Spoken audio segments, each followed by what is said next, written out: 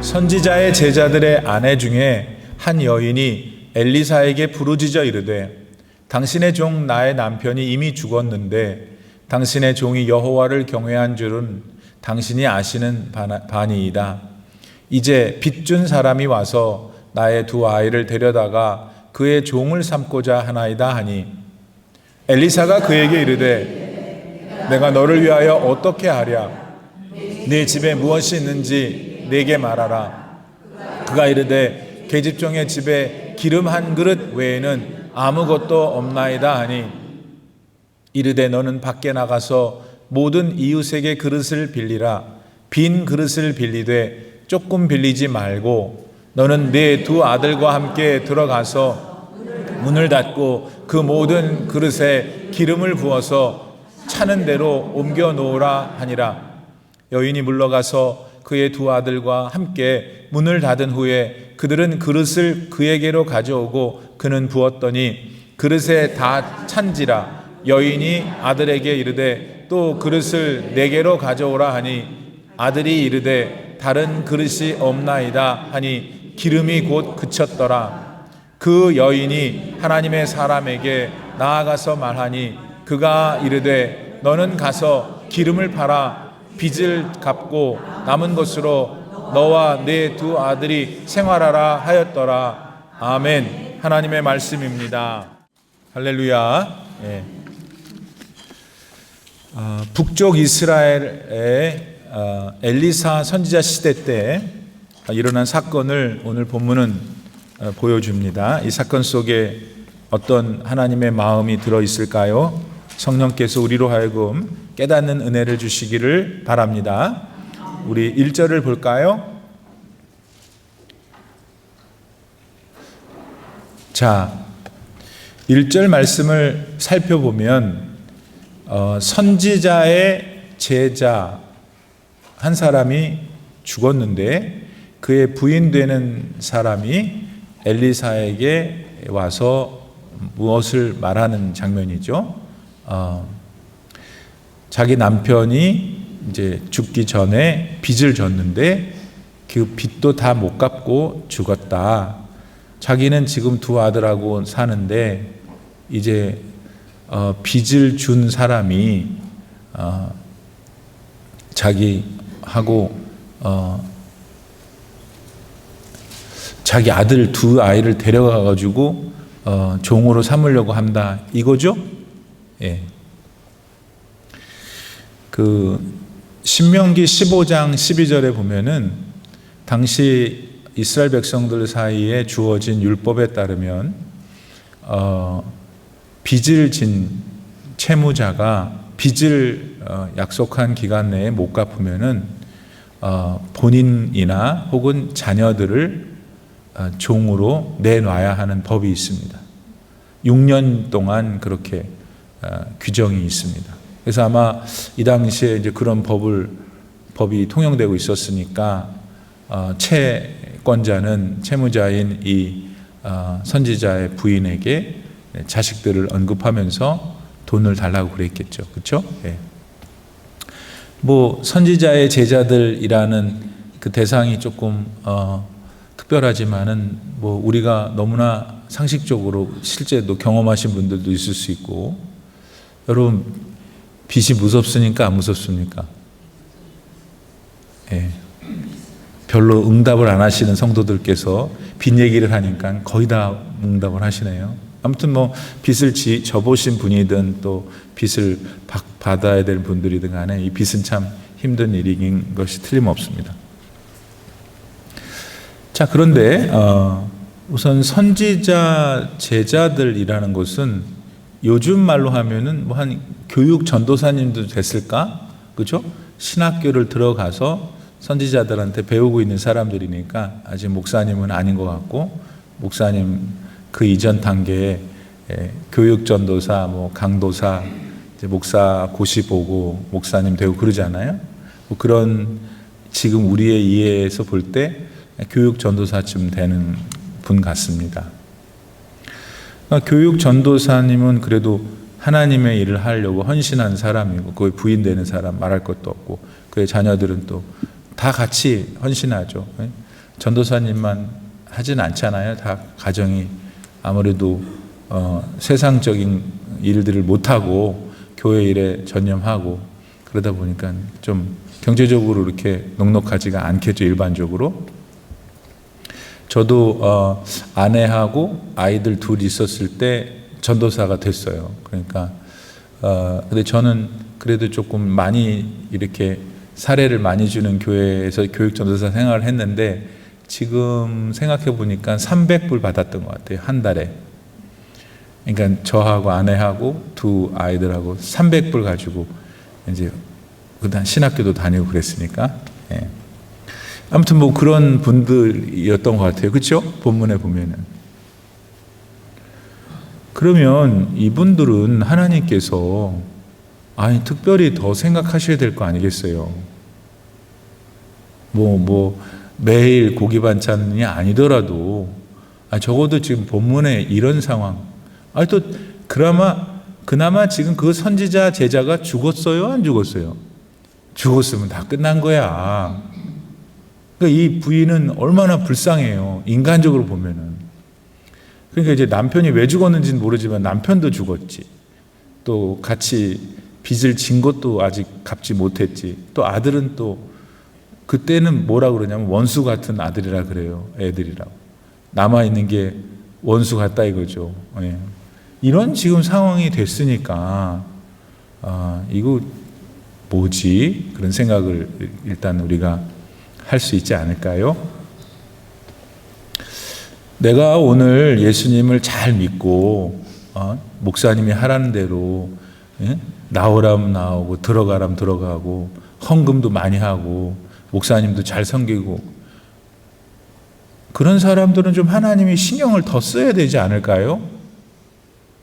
라는 생각이 우리 마음에 본인에게 있어요. 그런데 이게 웬일입니까? 하는 이제 어려움들이 닥쳤을 때 아마 이 본문을 통해서 우리는 우리의 현실 속에서 일어날 수 있는 예수님을 잘 믿는, 하나님을 사랑하고 하나님의 사랑을 받는 나에게 어떤 삶의 고난이 찾아왔을 때 이 문제를 또 우리가 이미 다 알고 있지만 다시 한번 이 문제가 우리에게 또 관심이 쏠리는 것은 이상하죠. 알고 있는데 답을. 그런데도 우리가 실제의 삶에서 일어나게 되면 참 힘든 이슈이기 때문이지 않을까 생각이 됩니다. 그러니까 하나님의 백성들이 갖는 고난에 대해서 우선 생각을 해봤으면 좋겠어요. 이 선지자의 부인, 두 아들, 채무자로서의 형편, 지금 자기 애들을 데리고 가려고 종으로 뺏어가려고 하는 상황, 이 기가 막힌 상황에 있는 것을 우리의 삶에 적용할 때 왜 하나님 잘 믿고 그래도 어떻게든지 신앙생활을 하려고 하는 나에게 또 어려움이 찾아왔을 때 나는 어떻게 하나님 이거 이해해야 됩니까?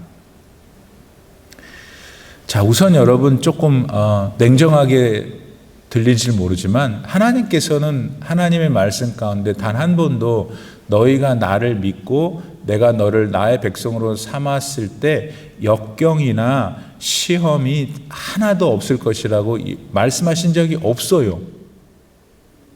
그건 사실이잖아요. 네. 오히려 너희가 고난을 받을 것이라고 말씀을 많이 하셨어요. 그러니까 우리에게 1차적으로 다가오는 감정, 왜 내가 하나님을 사랑하고 복을 받고만 내내 살아야 되는데 왜 내 마음에 신경 쓰이는 일, 내 육신의 질병, 자녀들의 고통 이런 것들이 생기냐고 할 때 어렵지만 잘 1, 2, 3을 생각하셔야 돼요.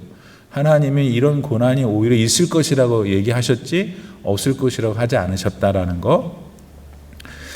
그 다음에 내게 닥친 종류가 어떤 종류든 간에 고난이라는 것은 하나님께서 알고 계신다는 거예요.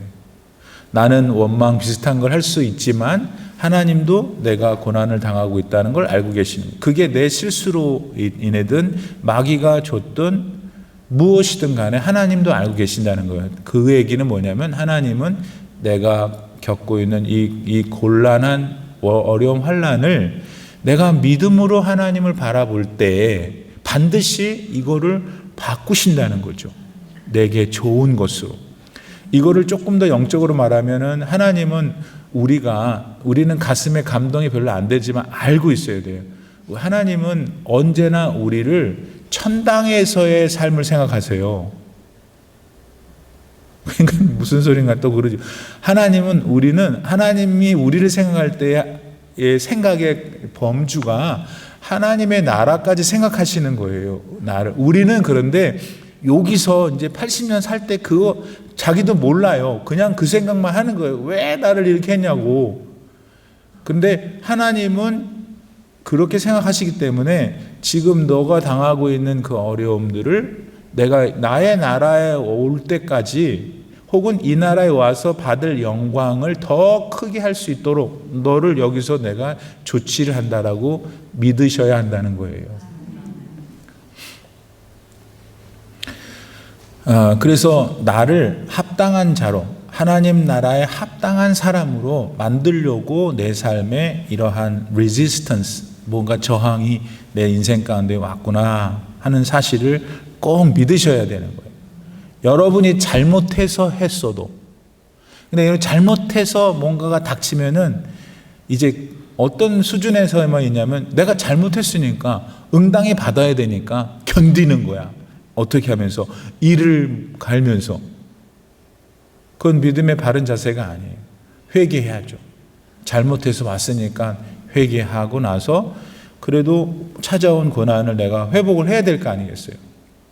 그러니까 잘못했을 때도 하나님께 나아가야 되고, 그 다음에 내가 너무 잘하고 있는 거예요. 하나님 보실 때에도, 또 성도들이 볼 때에도, 내가 볼 때도 잘하는데 갑자기 어려움이 찾아오면 마귀가 나를 쓰러뜨리려고 하는 거죠. 그 경우에도 하나님이 알고 계시는 거예요. 그래도 하나님이 그 경우에, 그러니까 왜 우리는 그렇게 하느냐를 물을 수밖에 없는데, 그런 물음이 올 때에 몇 가지, 어쨌든 간에 모든 어떤 상황이든 간에 하나님께서 나를 세우시고 붙든다는 것을 반드시 기억해야 되는 거예요. 지금 현재 어려움이 있는 분들이 많이 있잖아요. 외롭고 힘들죠. 왜냐하면 그 어려움은 본인이 해결해야 되기 때문에. 우리끼리는 그렇게 생각할 수밖에 없잖아요. 그러나 하나님이 그 어려움을 알고 계신다는 거. 그 근거가 뭐냐면 하나님이 여러분을 사랑하시니까. 하나님은 여러분을 사랑하셔요. 예수 십자가 다 이런 모든 중요한 교리들은 다른 말로 하면 하나님이 여러분을 사랑하신다는 거예요. 그러니까 나를 사랑하신다는 그 사랑이 오늘 회복되길 바라요. 지금.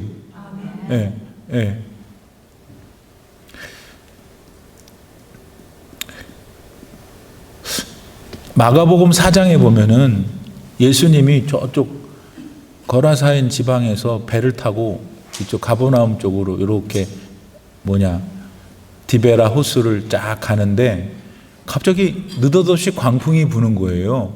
막 광풍이 부니까 제자들이 얼마나 놀랐는지 그냥 가슴이 콩알만해졌어요. 얼마나 난리가 났겠어요.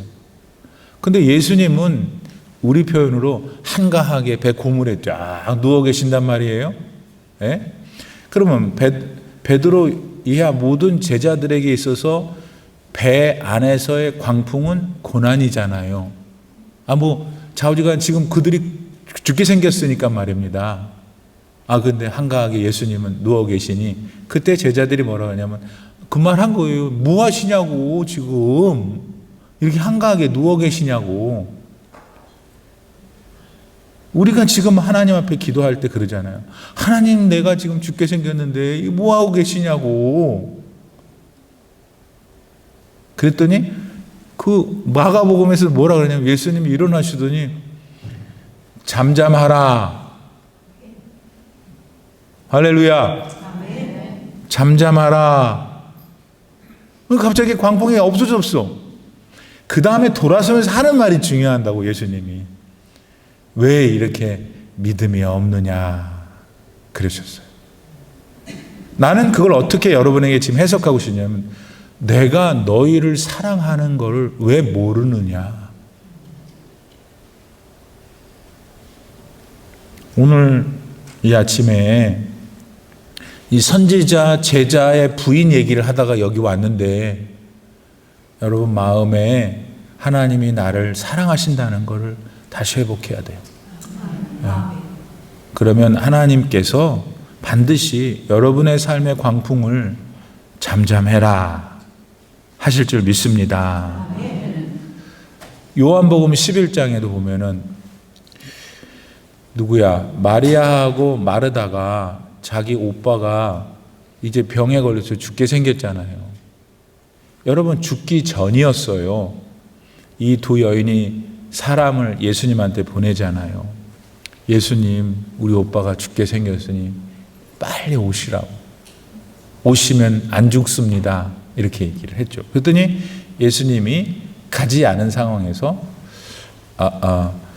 그거는 그 나사로의 일은 걔 개인의 일이 아니고 하나님께서 영광 받으시려고 하는 일이야.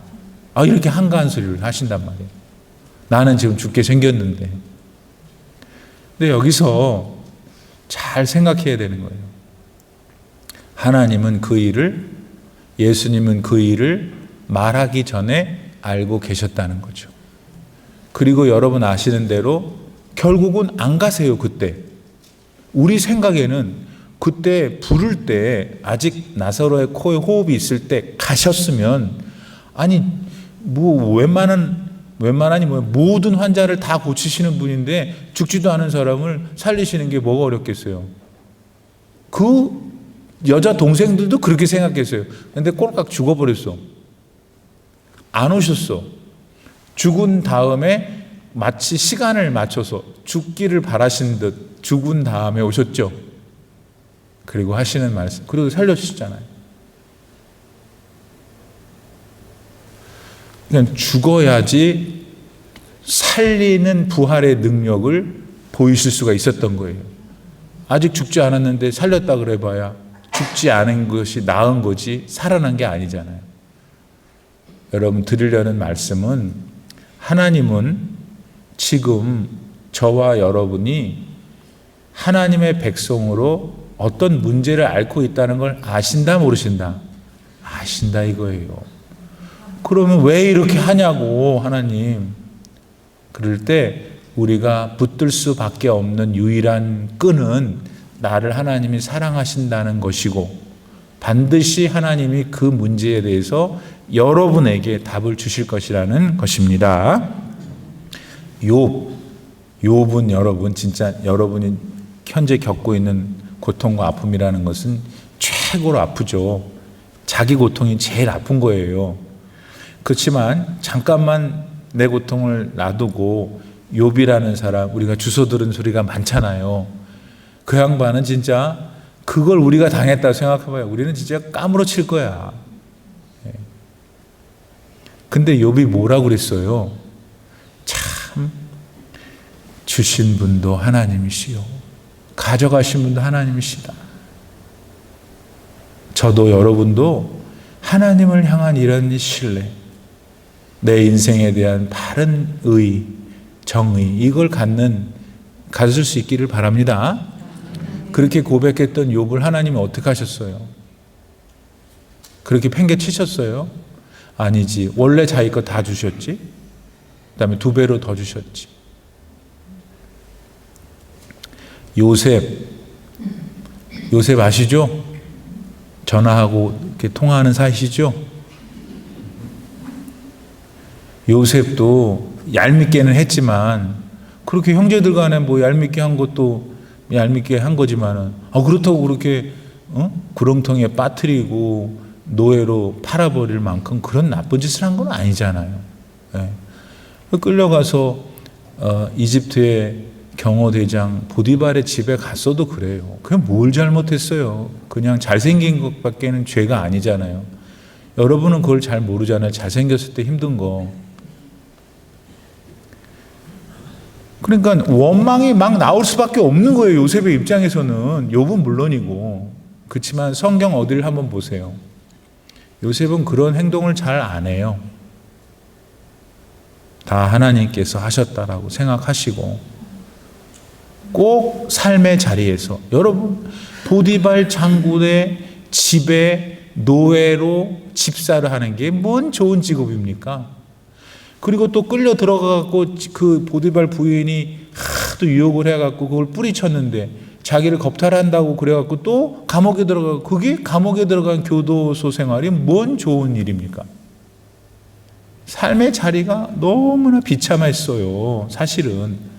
근데 거기서 바로 그 자리에서 보디발의 노예일 때도 집사가 됐고, 교도소에 들어갔을 때도 그 간원들이, 그 감옥 그 지키는 사람들이, 너가 간수들이 너가 좀 해봐봐 이거 다. 그 삶의 자리에서 여러분, 군대를 가기 전에 뭐라고 선배들이 그러냐면, 군대 가도 다 사는 데야 그래요. 군대 가기 무서워할 때.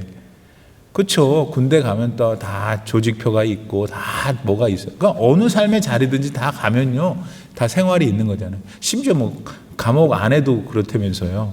저는 안 가봤습니다만, 말씀드리려고 하는 것은 너무나 비참한 현실이었다는 거죠. 고난 가운데 있었는데도 그들은 하나님을 원망하지 않고 하나님을 앙망했어요. 원망이 아니라 앙망했다고. 그랬더니 어떻게 됐어요? 우리가 좋아하는 요셉은 국무총리가 됐다 이거 아닙니까? 한 개만 더 할게요. 민수기 14장에 보면은 요 이스라엘 백성들이, 요 빠꾸미들이 이집트에서 나올 때 얼마나 하나님 앞에 살려달라고 그랬어요. 그래갖고 나왔잖아요, 모세가 이끌고. 그래서 홍해도 쫙 멋있게 건너고, 홍해 건너자마자 출애굽기 15장에 보면 뭐 미리암을 중심으로 해서 막 춤추고 찬양하고, 아까 우리가 찬양했듯이 막 난리가 났어요. 그럴 수밖에. 근데 그 다음에 이제 가나안을 향해서 광야를 가는 동안에 항상 무슨 소리 했냐면은, 우리가 차라리 애굽에서 죽었어야 되는데 왜 우리를 이곳에 끌고 왔냐고 했단 말이에요.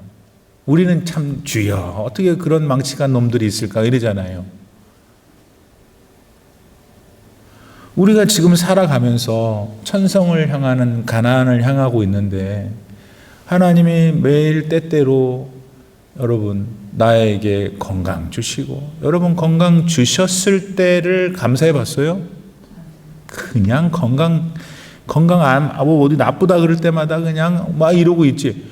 지금 건강하신 분들 감사해야 할 때예요. 예? 내가 우리 교인들이 목사님 저 요새 많이 걷는데요, 나는 참 좋아요. 왜냐면 걸을 수 있어서. 여러분 걸을 수 없는 분들이 엄청 많습니다. 목사님 그런 노인네 같은 소리 하지 마. 노인네가 아니래도 못 걸어요. 소화도 잘 되고 입맛이 있고, 여러분 먹는 대로 입맛이 있는 게 이게 복이라는 걸 있을 때 알아야 돼. 그래서 우리 기도가 조금 유치해져야 돼요. 하나님 오늘도 밥맛이 있게 해주셔서 감사합니다. 근데 그건 좀 유치하니까 남이 듣지 말게. 근데 여러분 그러한 가장 원시적이고 원초적인 부분에 있어서 하나님을 감사해야 돼요. 그래야 뭐 어려운 문제도 감사가 되지, 거기부터 안 하니까 어려운 문제 나오고 원망만 나오는 거예요. 여러분 얼마나 민수기서에 보면은 그 이집트에서 나온 이스라엘 사람들 유치했는지 아세요? 거기서는 내가 마늘도 먹고, 아니 무슨 뭐 엄청난 걸 얘기하는 게 아니야. 뭐 거기서는 뭐 생선도 먹었고 이러고 앉았어요. 그래서 어떻게 됐어요? 그렇게 맨날 원망하다가 그 원망한 사람들은 아무도 가나안에 못 들어갔잖아요. 정리합시다. 다시 선지자 얘기로 돌아와서, 이제 선지자 제자 죽었고 그 부인이 왔는데, 부인이 오늘 본문을 보면 우리 그런 느낌을 갖고 있는데 전혀 그게 아니죠. 원망하는 게 아니에요. 엘리사 목사님, 선지자님, 제 남편이 신실한 주의 종이었던 거 아시죠? 근데 죽어버렸어요. 근데 우리가 빚이 졌는데 애들을 지금 데려가겠다고 합니다 라고만 얘기했지, 내 팔자가 정말 왜 이럽니까? 하나님이 진짜 계십니까? 이런 거 아니에요, 지금. 맞죠? 네, 그래서 다시 오늘 성도 여러분, 저도 여러분도 문제가 있을 수 있고 어려움이 있을 수 있을 때 먼저 생각해야 될 그 문제 전에 하나님이 나를 사랑하신다라는 걸 다시 믿어야 돼요. 그 다음에 그 문제에 대해서 하나님 앞에 고백을 해야 돼요. 하나님, 내가 배가 아파요. 어디가 문제가 있어요. 살려주세요. 네. 그렇게 할 때 하나님께서 역사하실 줄 믿습니다. 이 여인은 어떻게 역사할까요? 엘리사가 이제 2절을 보니까 이런 말을 해요. 내가 너를 위하여 어떻게 하랴. 이거는 이제 뭘 좀 도와주고 싶다는 거죠. 예. 예수님이 어디야 38년 된 환자를 보고도는 너 낫기를 원하느냐 물어봤어요. 아니 그러면 낫기를 원하지 그럼 안 원하겠어요? 근데 38년 동안 누워있다 보니까 낫는 것도 아이고 일이구나. 무슨 말인지 아시겠어요? 여러분, 그래 하나님은 물어보신 거예요. 내가 너를 고쳐줄 걸 믿느냐 하는 거예요. 엘리사가 여인한테, 지금 여인이 얘기했으면은 뭐 물을 게 뭐 있어요? 그냥 기도해갖고 하늘에서 황금하고 막 이렇게 떨어뜨리면 되지. 웃지도 않아. 그렇잖아요. 지금 여자가 지금 힘들다 그러는데 한 돈 2개만 딱 떨어뜨리면 빚 갚고 잘 알았지? 이러면 멋있잖아요. 근데 하는 말이 내가 너를 위하여 어떻게 하랴. 그 다음이 더 이상해요. 네 집에 뭐가 있니? 내게 말하라.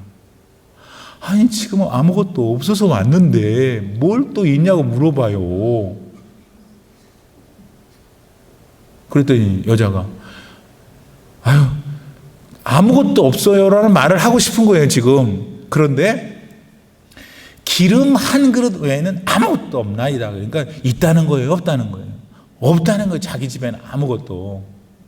근데 엘리사가 그걸 갖고 와라 그래요. 그리고 너는 가서 그릇을 할 수 있을 만큼 조금 빌리지 말라 그랬어요. 많이 빌리라. 그래서 이제 아들하고 같이 가서 빌렸겠죠. 그러더니 네 갖고 있는 기름을 그 그릇에 다 부어라. 이런 말도 안 되는 얘기를 해요.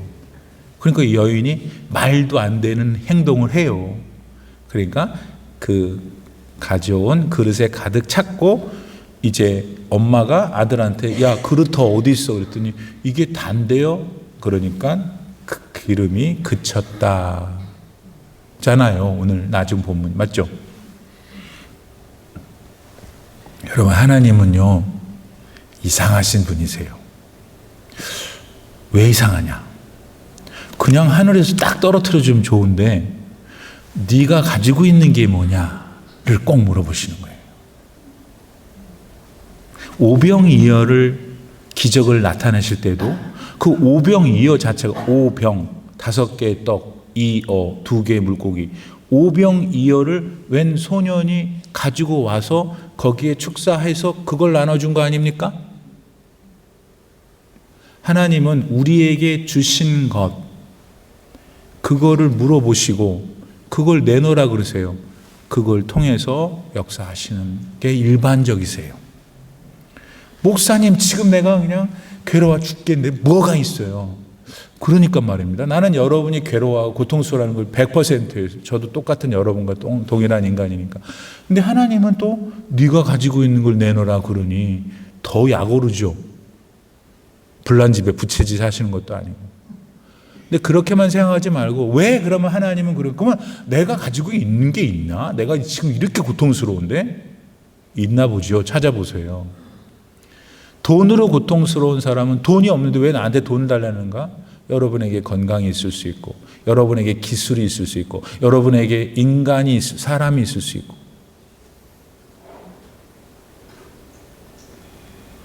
믿음으로 여러분이 하나님 앞에 가지고 있는 걸 내놓은 순간 하나님은 그것을 통하여 여러분의 문제를 해결해 주신다 하는 것을 배우는 것입니다. 출애굽기 4장에 보면은 모세가 바로 앞에 딱 갔어요.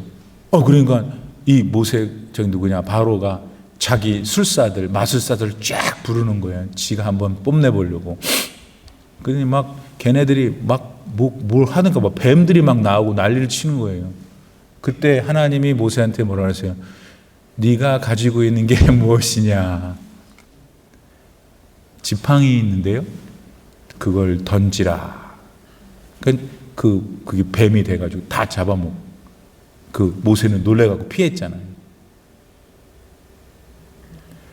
홍해를 갈른 것 우리가 생각하잖아요. 홍해가 쫙 갈라지고 사람들이 건너가는 거 막 환호성 물.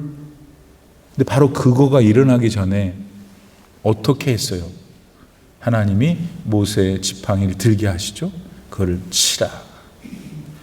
그 초점은 현재 우리가 어렵고 힘든 일이 있다, 고난이 있다, 하나님이 나를 사랑하신다는 믿음을 회복하고, 그 다음에 내가 하나님 앞에 어떻게 나아가야 되냐면 나에게 가지고 있는 것이 무엇인지를 물어보실 수 있으니 그게 뭔지, 하나님께 제가 뭘 드려야 되나, 무슨 통로를 통하여 그렇게 기도를 하시라는 거죠. 한 가지만 더 확실히 말씀드리면 사무엘상 17장에 보면은 여러분 골리앗을 누가 무너뜨렸어요? 일단 다윗이 무너뜨렸잖아요. 어떻게 2단 옆차기로? 어떻게 했어요? 2단 옆차기인가 3단 옆차기인가 헷갈려요? 아니지, 물맷돌이지. 들리세요? 아니 하나님 능력이면 가만히 있어. 너는 다윗에게 뭐가 나타나 그래서 말만 하면 자빠질 수도 있는데 그렇게 안 했다고. 그러면 다윗이 그 물맷돌을 갑자기 손에 생긴 게 아니잖아요. 이분이 그 사람하고 싸우러 가기 전에 냇가에서 물맷돌 5개를 주웠어. 주머니에 넣었어요. 그 중에 1개만 사용해서 여기 정통으로 맞아서 갔지. 맞습니까? 그럼 뭐가 다 공통점이에요? 하나님은 역사를 일으키시는데 가지고 있는 걸 내놓으라고 그러신다고요. 하나님이 그걸 통해서 역사하신다는 것을 볼 때 우리도 그렇게 해야 된다는 것이죠. 근데 목사님 난 아무것도 안 가진다고, 여러분이 분명히 또 오리발을 내밀 거라고요. 그 오리발 내밀지 말고, 여러분에게는 돈 문제면 돈이 없으니까 돈 없다 그럴 거 아니에요. 여러분은 건강이 있다 이거예요. 기도할 건강, 새벽에 나와 기도하고 하나님 앞에 무릎 꿇을 건강이 있고, 또 하나님의 친구를 줄 수도 있고, 뭘지 모르죠. 저는 여러분 갖고 있는 것을 하나님께 믿음으로 내놓으면 그걸 통해서 하나님 역사하신다. 그 다음에 그 그릇을 잔뜩 빌려왔는데 결국은 만약에 그 두 아들이 그릇을 빌리러 간 사람이라면 조금만 더 빌려왔었으면 어떤 일이 났을까요?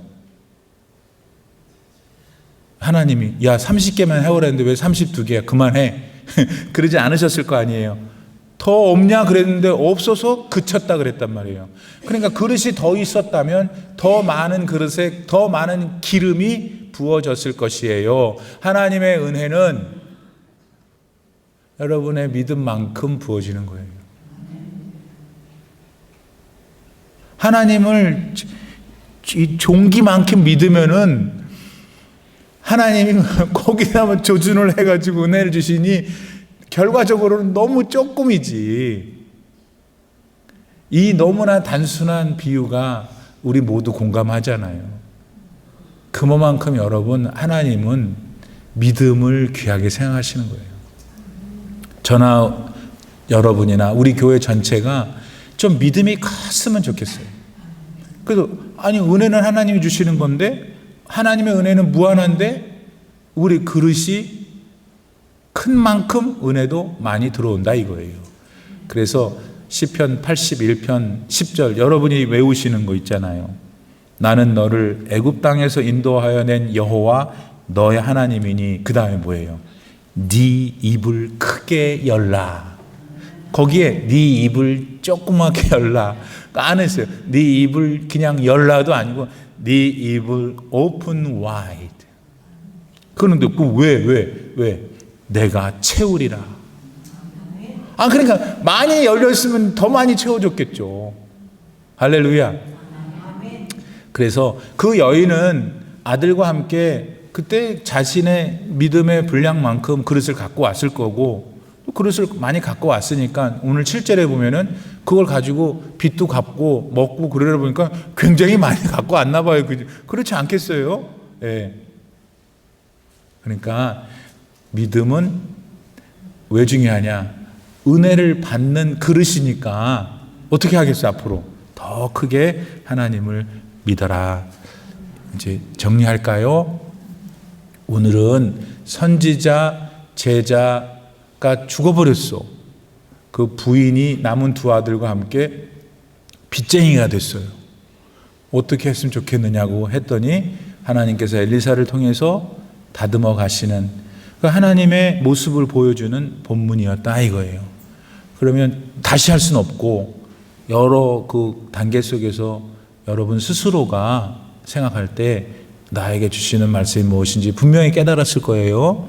저도 깨달았으니 피차 깨달은 대로 마음에 잘 새기고 오늘부터 그렇게 살아서 여러분의 귀한 인생 하나님의 은혜가 충만하시기를 진심으로 축복합니다. 기도합시다. 지금은 우리 구주 예수 그리스도의 무한하신 은혜와 우리 아버지 하나님의 놀라우신 사랑과 성령님의 감동 감화 충만하게 교통하심이 오늘 본문 말씀 속에서 그래 다른 거 다 떠나서 하나님이 나를 얼마나 사랑하시는지 내가 회복해야지. 주님 정말 저도 믿습니다. 저를 사랑하시는 것을 믿습니다.